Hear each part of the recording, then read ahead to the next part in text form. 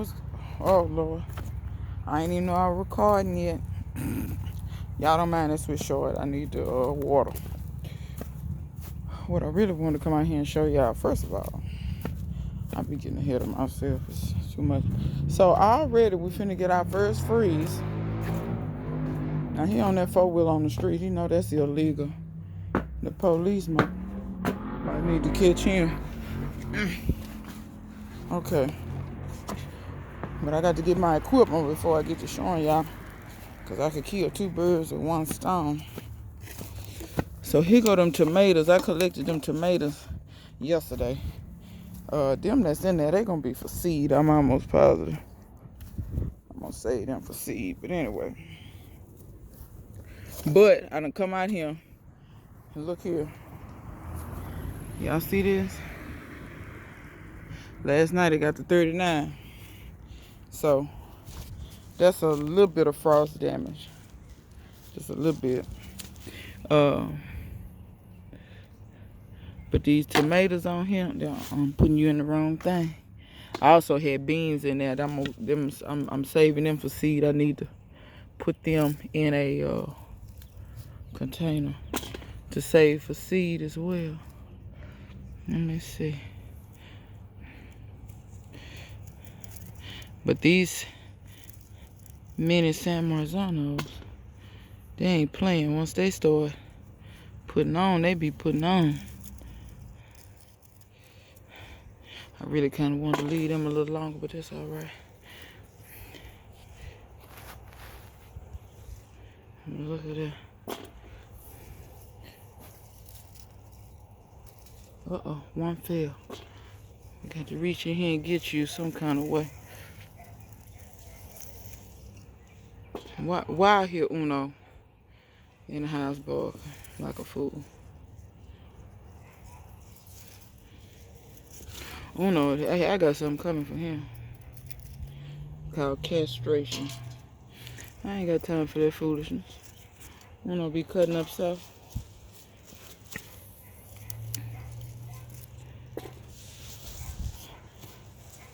All that barking and mess. Like he's some kind of, like he grown. I'm finna show him who grown. I am not finna have this barking like this. He is just barking and barking and barking. And there's nobody in here but him and his sisters. Just in here just barking. Just barking. Oh no. I hear you. Be quiet.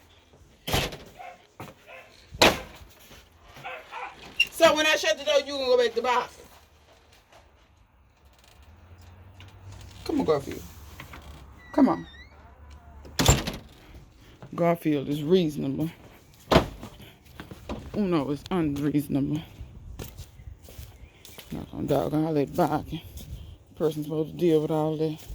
Anyway, I'm not having it. Anyhow, back to my tomato. See, then he'll want me to bring him a tomato treat. See, I'm not doing all that when you misbehaving. Okay. Oh my God. This tomatoes out. And something ate on that. Oh my God. This tomatoes all down in here. I didn't even know about all these. Y'all, I'm telling you now. Grow these. These things is productive. Boy, if I had got these things to be more productive earlier in the year. Ooh, what I would have had. Just throughout the whole season. But what I wanted to tell y'all was we supposed to get out to 30 degrees tonight. There's one. We supposed to get out to 30 degrees tonight. And I'm not ready to let these tomatoes go. That wasn't near about right. That's all right. It should have ripened up on the thing. Here's one. Uh-oh. But y'all can kind of see what I got all these on. All these. That's an old one. On this side, them gonna be for seed. I'm gonna collect them seeds today and then compost the rest of them tomatoes. But I'm not ready to let these tomatoes go. Yes, baby. Yes. I'm not ready to let these tomatoes go just yet because they really just got to making and really just got to kind of coming into their own. Oh, come now. That's why you don't grow tomatoes the way I grow them. Let them vine everywhere because all they do is tangle all up. And then when you get ready to try to protect them, you got to fight with a bramble. Okay, I got that lifted up. So I'm going to protect those today because like I said, 30 degrees, I'm almost positive it'll kill them. I'm not for sure if it's going to kill these or not. Just finally got a tomato on it. Break out some of these little branches. But yeah, these I'm probably gonna cover these ground cherries too because they have so many on there. Because it's only gonna be one night, y'all, and then it's gonna go back to business as usual. So I didn't want to lose a ton of stuff tonight, and I most definitely didn't want to lose these peppers because they are just steadily producing peppers. The okra I don't care about, it's just like gone. I don't want to lose those peppers. The hibiscus, I don't know what it's going to do, but I ain't got nothing big enough to cover it no how. I'm going to collect these fish peppers while I'm out here. Yes, baby. How may I help you? You attacking my boot, really? You ain't supposed to attack your mother. I want to show y'all this is another reason why I didn't want to let go of these tomatoes just yet. Some of them are just starting to blush and look like something. See, the more you lift up stuff, the more you see stuff. But yeah, I'm gonna go around here, and this will probably be the most fish peppers I've ever harvested at one time. I finally have so many that's about halfway. Ooh, that light is so harsh. Anyway, can y'all see?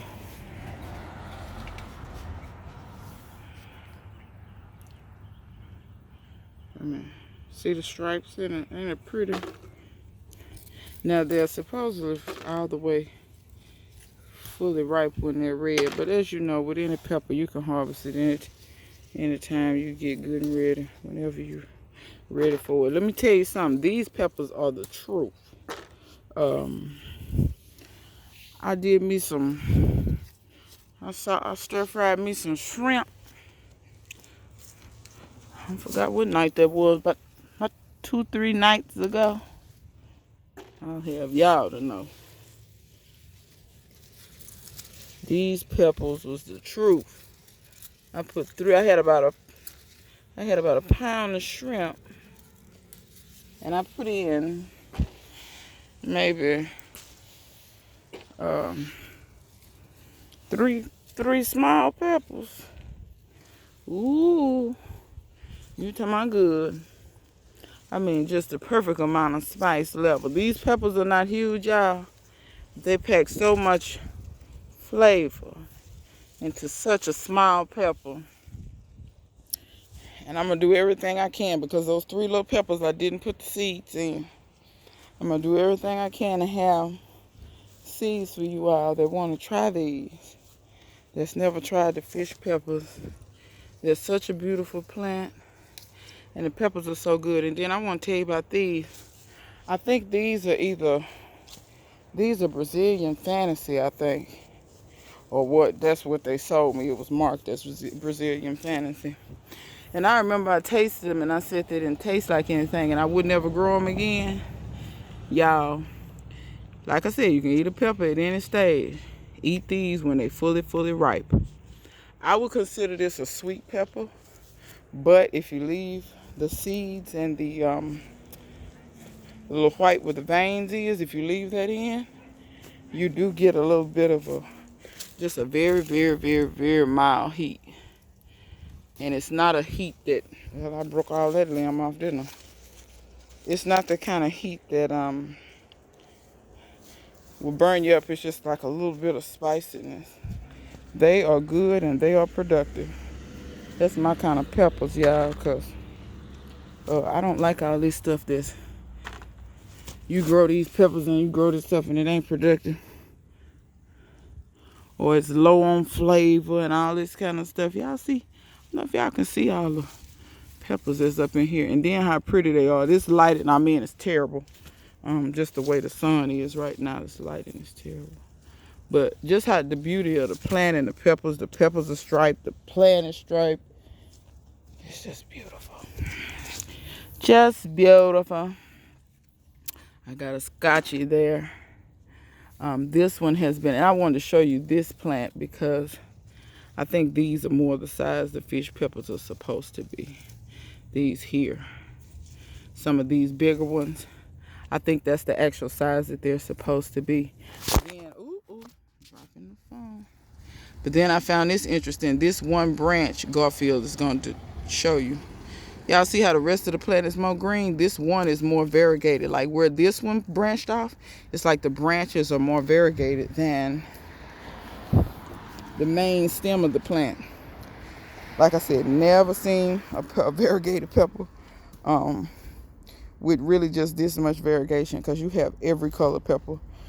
Some of the peppers are all the way purple. Some of them are just about like kind of yellowish white. Some of them are red. Some of them are kind of greenish. Really go up here. Some of them are purplish yellow. As they ripen, they just change all kinds of colors.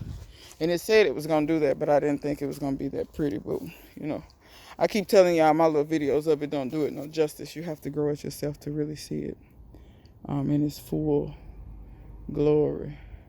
So I'm finally starting to see bees, which is interesting. I planted some garlic. I didn't take y'all along with me for that.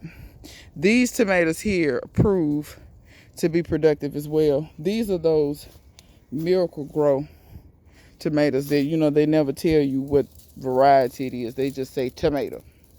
That's what these are. This is a mini San Marzano, but for whatever reason, the plant already died out. So I planted some, I'm just going to let these seeds fall down in there, and if it volunteers, it volunteers. If it doesn't, it doesn't next season. But I've already planted, I don't know if y'all can see these little sprouts in here, but I've already planted some sugar snaps, and they're starting to come up. They shouldn't need any protection tonight, but I might throw a little something over them just to make sure. But yeah, I'm going to let this frost hit, and then I'm going to harvest my greens so that they'll be nice and sweet and a little more tender. But yeah, I may show y'all a video when I cover this stuff. The tomatoes leaking all over me, okay. And show y'all what it looks like when I cover it, but I've kind of showed that before. But like I said, I'm really just covering it for one night. The temps are going to go back up after tonight. So I really just need to get this stuff through one night. But yeah, it just goes to show you how the weather is just crazy. Just crazy how the weather is doing. 30 degrees in October. But it is what it is. So put these on your grow list. Mini San Marzano, fish peppers, Brazilian Fantasy. I don't know if anybody's going to have this Brazilian Fantasy. I don't even know if that's really what it's called or not. I bought it from this site, and that's what they called it. They said it was a cross between two other South American peppers. But I know one thing, I like it. And I said I wasn't going to grow it again, and it's not completely true. I think I am going to grow that again. I'm going to try to overwinter these peppers. But y'all know I try to overwinter my stuff in place. So we'll see what happens. These peppers over here, they also have peppers on them. I think these Maybe Brazilian fantasies as well, but I'm not for sure. They look a little different. This over here looks a little different, like the way the pepper looks. And this one doesn't have as many. See, this one is almost shaped like a Scotch bonnet. That one. This is why you should label, but y'all know me. Y'all know me by now. Label nothing. This one seems to be fairly productive, even for the size of it. But there are 4 peppers in this tire altogether, and yeah, they just.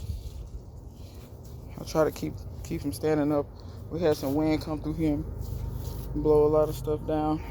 This roselle, the roots went on and just rotted on off, and that broke on off. The other one's still standing up there. What's funny is it still got a little bit of green, and it's actually still pliable, so I don't think it's completely dead, but I don't think it's gonna do nothing else.